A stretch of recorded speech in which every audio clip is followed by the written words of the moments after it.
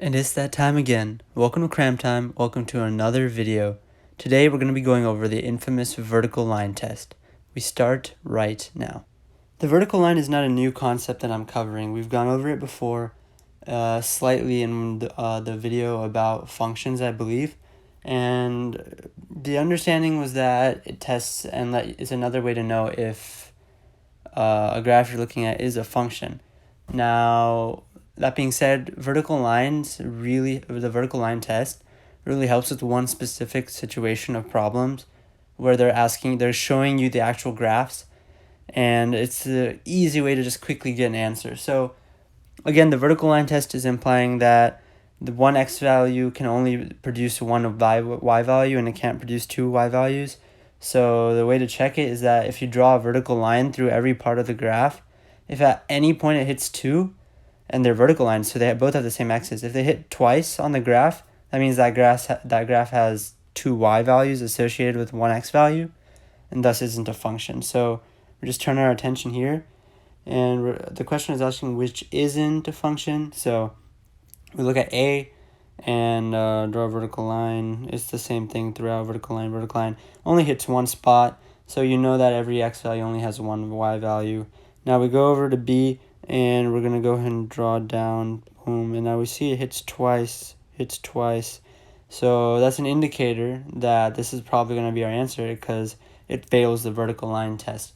And if you're really in a rush, just circle and keep going on.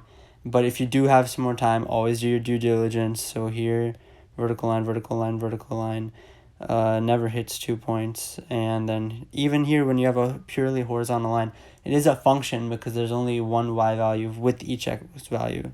So this point here only goes with one y value. This point here only goes with one y value, even though y value is the same for all of them.